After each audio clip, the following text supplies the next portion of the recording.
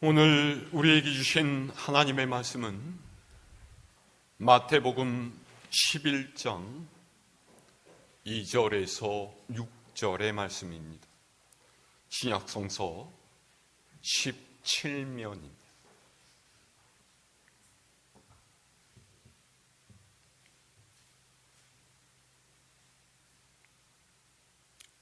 봉독하겠습니다. 요한이 옥에서 그리스도께서 하신 일을 듣고 제자들을 보내어 예수께 여짜오되 오실 그이가 당신이오니이까 우리가 다른 일을 기다리오리이까?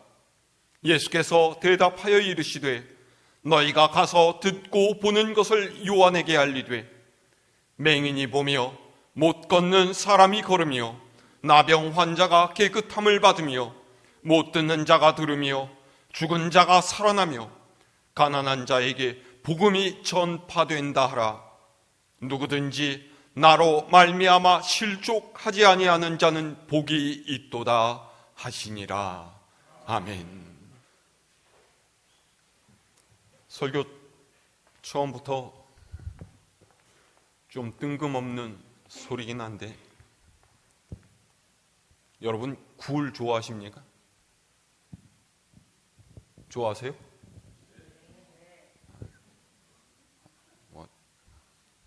제가 굴을 사드리겠다 이런 얘기는 아니고요. 사람마다 입맛이 달라서 굴을 좋아하시는 분도 있고 또 그렇지 않은 분도 있겠죠. 저는 굴을 좋아하지를 않습니다. 굴전이나 굴구이는 그럭저럭 먹는데요.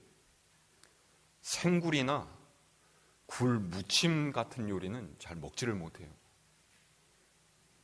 제가 굴을 못 먹는 이유는 그 굴의 미끈거리는 식감이랑 약간은 비릿한 해산물 특유의 맛 때문입니다.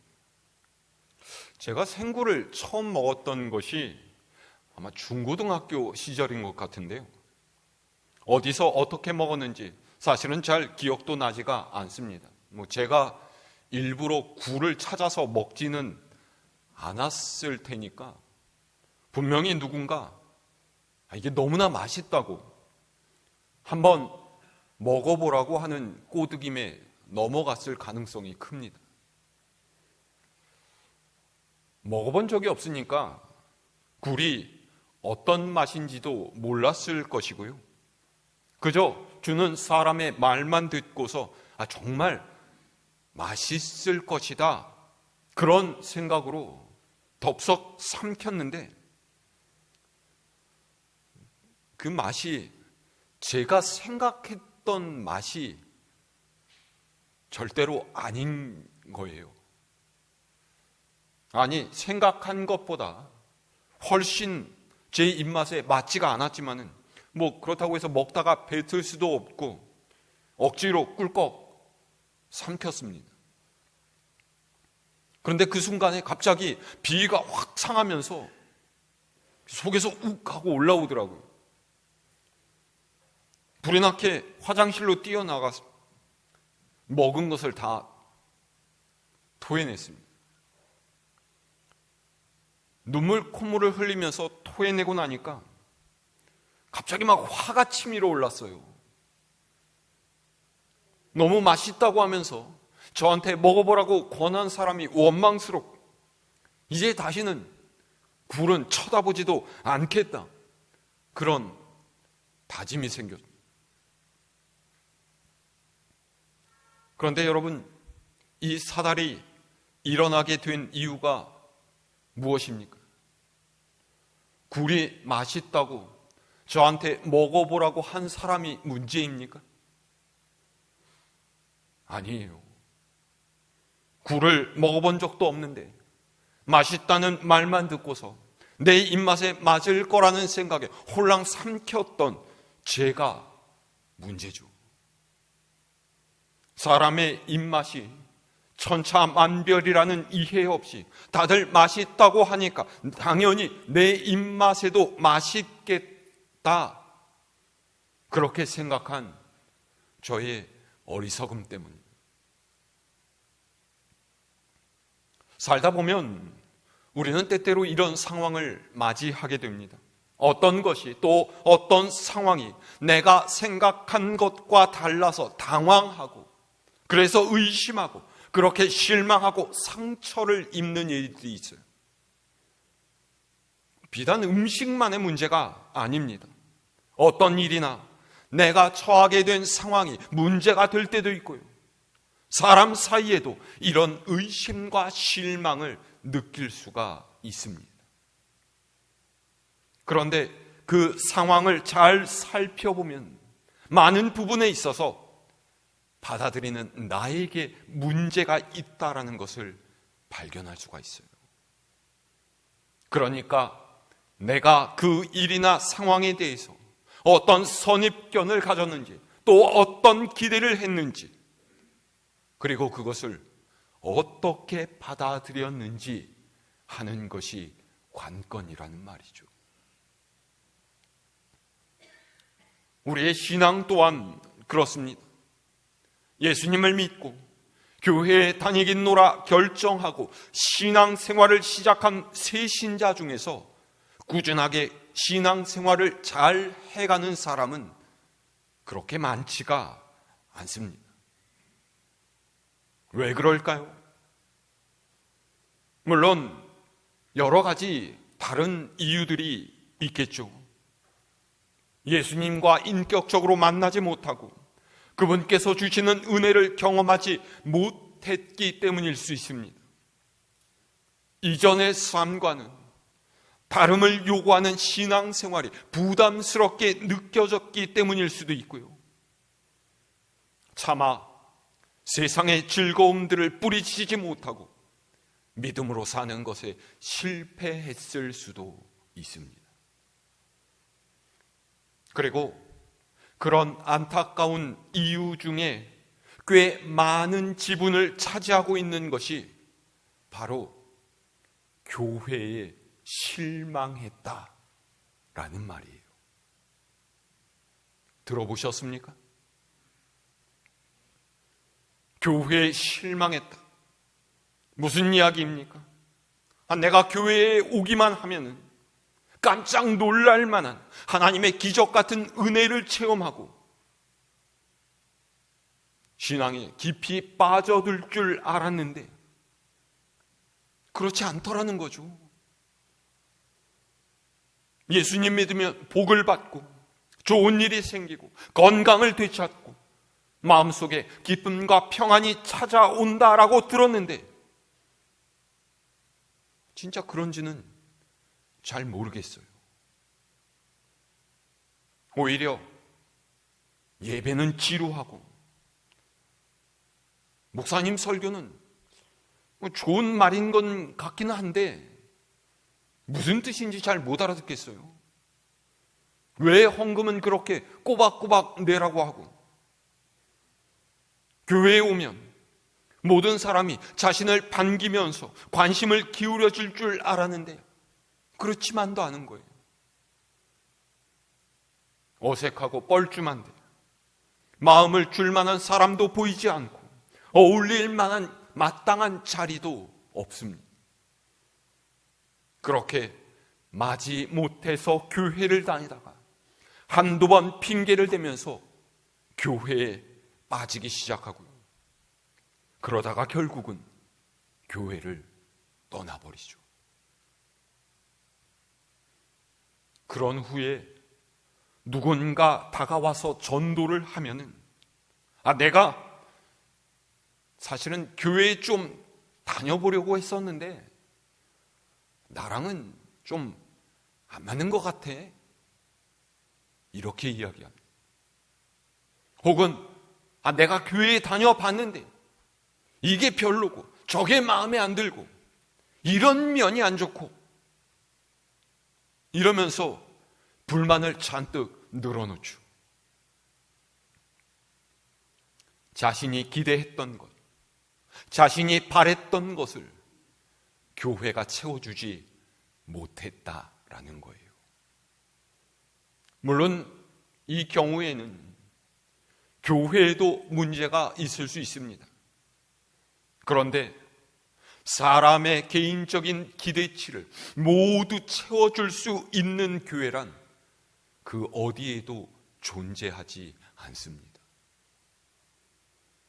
다른 이가 교회를 다니고 신앙생활을 하면서 은혜를 받았다라고 해서 당연히 나도 똑같은 은혜를 받을 수 있겠다라고 여기는 것은 한마디로 선입견이란 말이죠.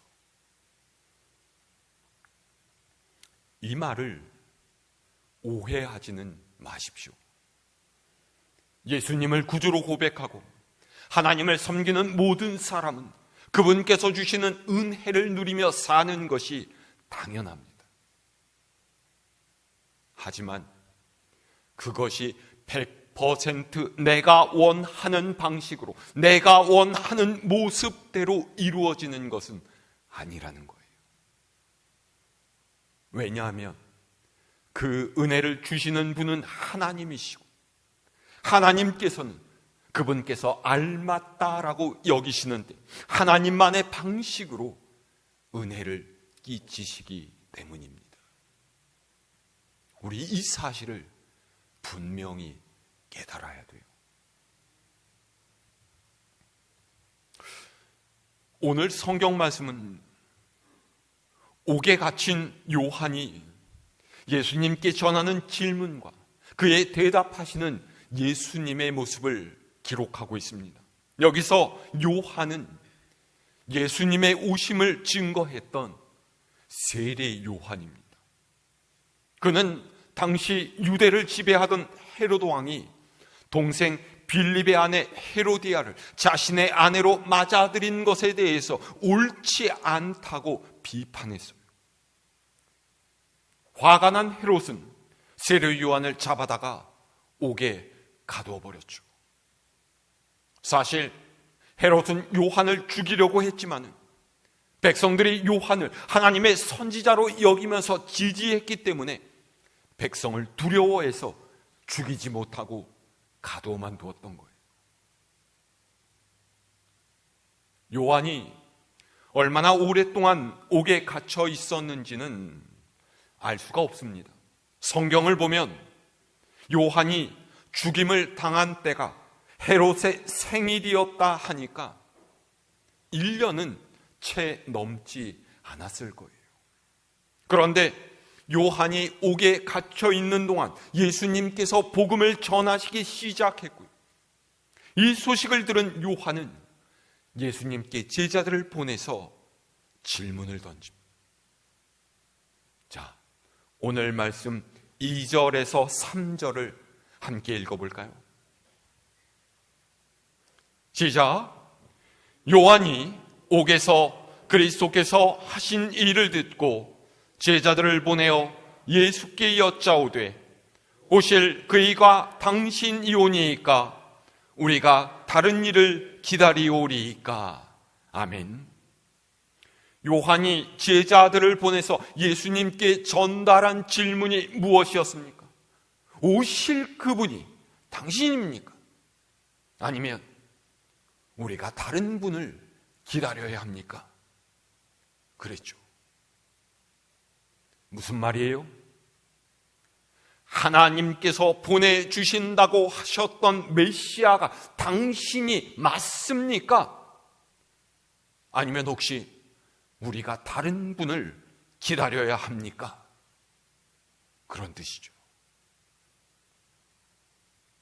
근데 여러분, 이상하지 않습니까? 세례 요한은요, 이미 예수님을 만난 적이 있었고요, 예수님께서 하나님께서 보내신 분이라는 것을 알고 있었어요. 우리가 성경을 읽어보면 예수님께서는 세례 요한에게 세례를 받으셨고 그 당시에 이야기를 나누신 적이 있죠. 마태복음 3장에서 요한은 자신에게 세례를 받으러 오신 예수님께 이렇게 말했어요. 내가 당신에게 세례를 받아야 할 터인데 당신이 내게로 오시나이까? 그러자 예수님께서 이렇게 대답하셨죠. 이제 허락하라. 우리가 이와 같이 하여 모든 의를 이루는 것이 합당하니라. 마태복음뿐만이 아니라 요한복음에는 세례 요한이 예수님을 가리켜서 보라, 세상 죄를 지고 가는 하나님의 어린 양이로다 라고 말했다는 기록이 반복되어서 나오고 있습니다. 그런 기억을 떠올려 볼 때 예수님을 향한 요한의 이 질문은 굉장히 생뚱맞기조차 합니다. 분명히 요한은 예수님께서 자기 뒤에 오실 그분이라는 것을 알고 있었을 텐데 왜 이런 질문을 한 것일까요?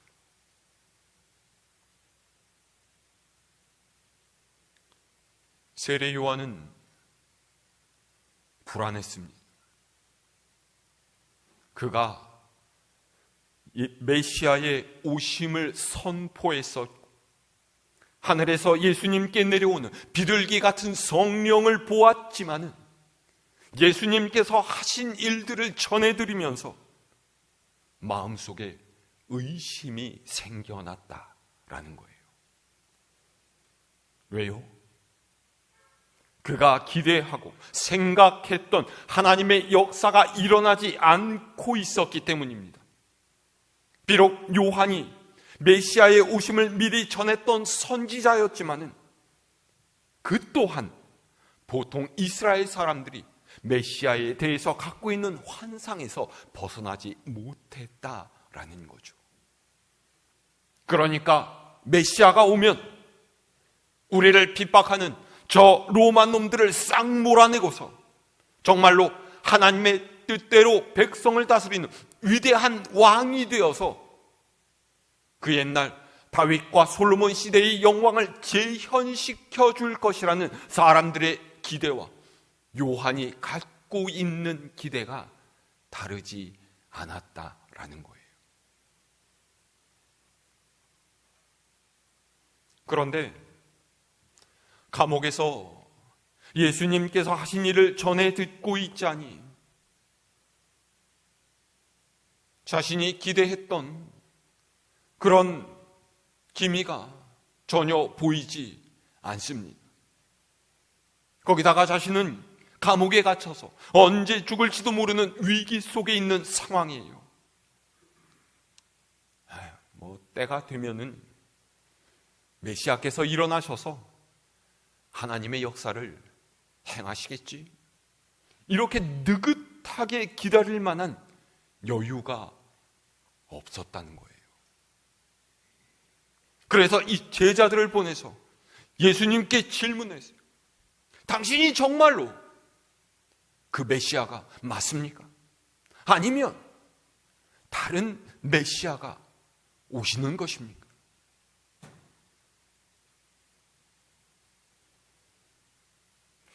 좀 황당하지 않습니까? 그렇게 확신에 차서 하나님 나라를 전했던 선지자가 의심의 눈초리로 예수님께 묻고 있어요.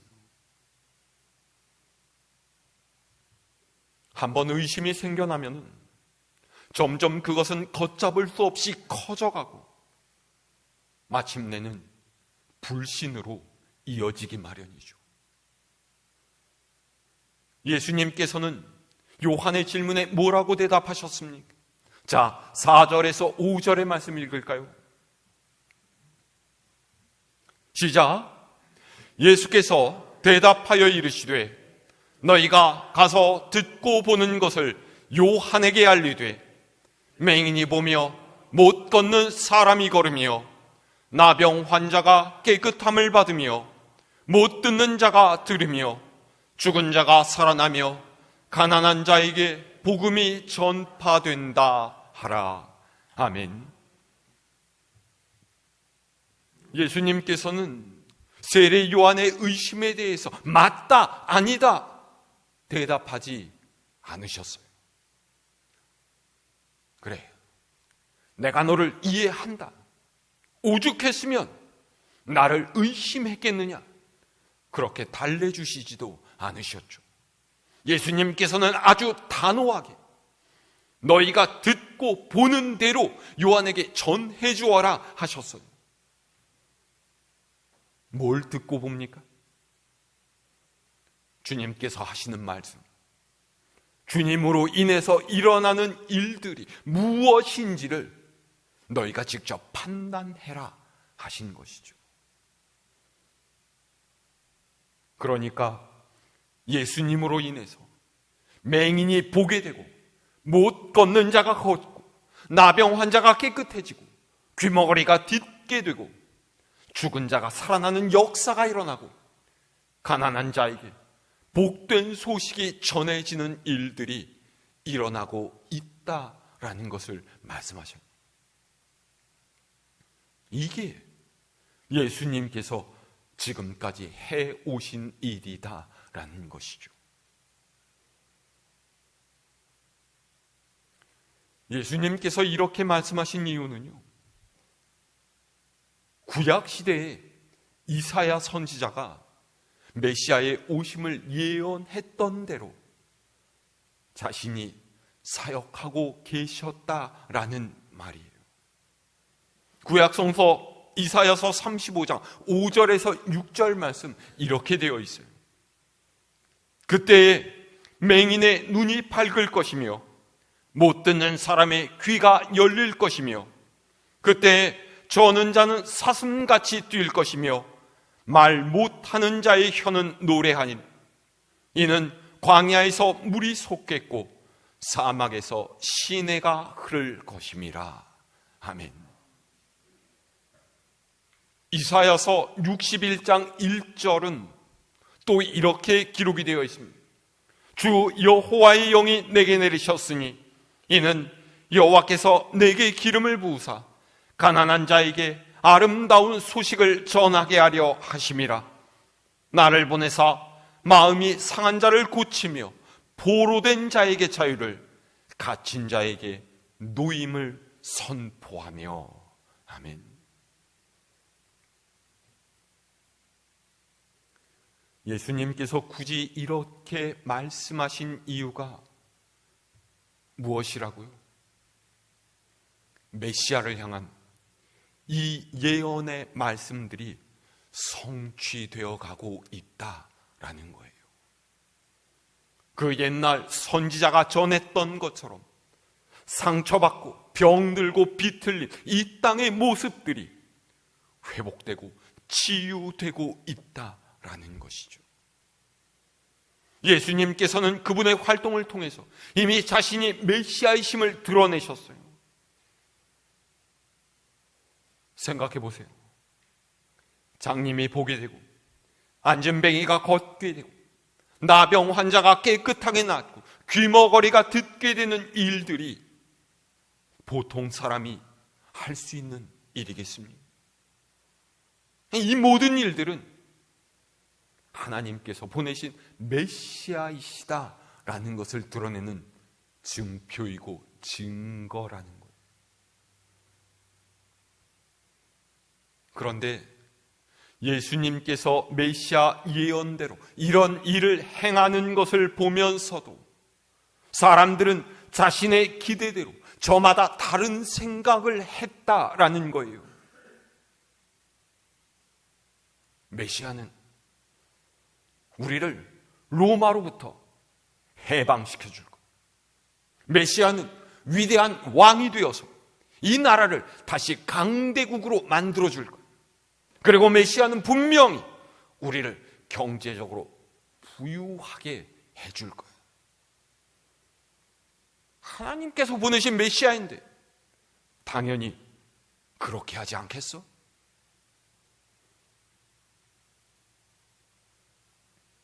여러분, 메시아에 대해서 이스라엘 사람들이 가졌던 이런 생각이 오늘의 우리에게도 있지 않습니까? 내 욕심과 기대를 하나님께 투영하고 하나님께서 내게 이렇게 해 주시리라고 믿는 그런 마음 있지 않습니까? 내가 이렇게 열심히 믿음 생활하는데 하나님께서 내게 복을 주셔서 하는 모든 일이 다 다 잘 되게 하시겠지. 내가 늘 아프지 않고 건강하도록 지켜주시겠지. 내 자녀들이 잘 되고 사회에서 성공하도록 만들어 주시겠지. 네, 저 또한 여러분들의 바램과 기대가 이루어질 수 있었으면 좋겠습니다. 이런 기대와 소망을 갖지 말라는 것이 아니에요. 중요한 것은 내 기대와 바램을 기준 삼아서 하나님을 한정짓고 그것이 이루어지느냐 안 이루어지느냐 하는 것을 가지고 하나님을 의심하고 실망하는 일이 있어서는 안 된다는 거예요. 진짜 믿음은 그렇게 해 주셨기 때문에 나의 하나님이십니다, 이렇게 고백하는 것이야. 그리 아니하실지라도 주께서는 나의 하나님이십니다 고백하는 것이기 때문이에요. 자, 6절 말씀 함께 읽어볼까요? 시작. 누구든지 나로 말미암아 실족하지 아니하는 자는 복이 있도다 하시니라. 아멘. 실족이란 말 무엇입니까? 우리가 교회에서 잘 쓰는 말 중에 하나죠. 발을 헛디뎌서 미끄러진다라는 그런 의미입니다. 이 말은 본래 올가미, 함정이라는 뜻을 갖고 있어요. 그러니까 그냥 미끄러지는 것이 아니라 발이 올가미에 걸리거나 함정에 빠져서 넘어지게 된다라는 뜻이죠.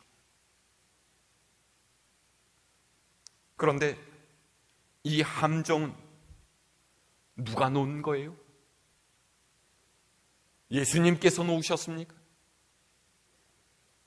아니에요. 예수님을 보는 이들이 스스로 놓은 것이죠. 예수님께서 이 말씀을 하신 이유가 무엇입니까? 예수님의 뒤에 예수님을 쫓아다니며 따르는 수많은 무리들이 있었어요. 파격적인 말씀을 전하시면서 놀라운 이적을 행하시는 주님을 향한 세상 사람들의 시선과 기대를 주님께서는 알고 계셨죠. 그런데 주님께서는 그런 사람들의 기대와 시선이 전부 다 옳다라고 말하지 않으셨어요. 왜냐하면 그들은 주님과 함께 길을 걷기보다는 주님을 통해서 자신이 원하는 것을 이루는 데 목적이 있었기 때문에, 주님을 따르는 것은 그저 그분을 보고서 내 생각대로 기대하는 것보다 훨씬 더 깊은 믿음의 경지를 요구합니다. 주님 때문에 실족하지 않는 자가 복이 있다라는 말씀은 그분께서 가시려는 구원의 길을 명확하게 깨닫고 받아들일 수 있는 이가 그분을 진짜 메시아로 고백하는 사람이라는 뜻입니다. 하나님의 역사를 우리의 욕망에 따라서 강제적으로 요구하는 것이 아니라 하나님의 뜻에 우리를 맞추어가는 것이 순종이고 제자가 걸어가야 할 길이라는 거예요.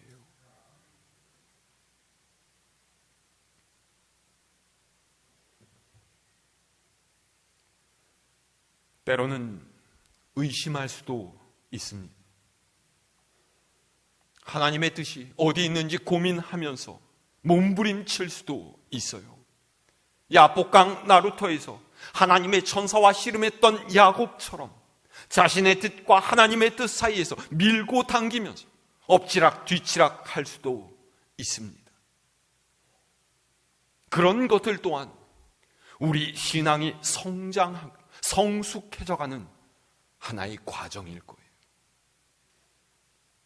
하지만 그 중심이 하나님께 있어야 한다라는 것을 분명히 해야 됩니다. 중심이 하나님께 있지 않고 주님의 뒤를 따르는 데 있지 않으면 결국은 혼자 기대하다가 실망하고 끝내는 믿음의 궤도를 이탈해서 세상으로 빠져버릴 수밖에 없어요.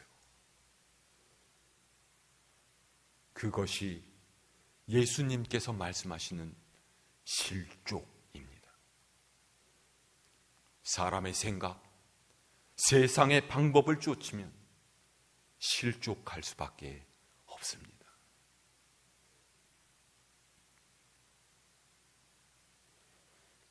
여러분의 삶의 초점을 하나님께 맞추시기를 바랍니다. 여러분 인생의 중심을 예수님께 두시기를 바랍니다. 사순절은 그동안 알게 모르게 내가 차지하고 있던 믿음과 삶의 중심을 다시금 주님께로 옮겨놓는 시간이, 이 한 주간도 말씀으로 우리 삶의 방향을 잡고 기도 가운데 하나님의 뜻을 구하면서 믿음의 삶으로 주님께 더욱 가까이 나아가는 우리 갈보리 교회 모든 식구가 될 수 있기를 우리 주님의 이름으로 축원합니다.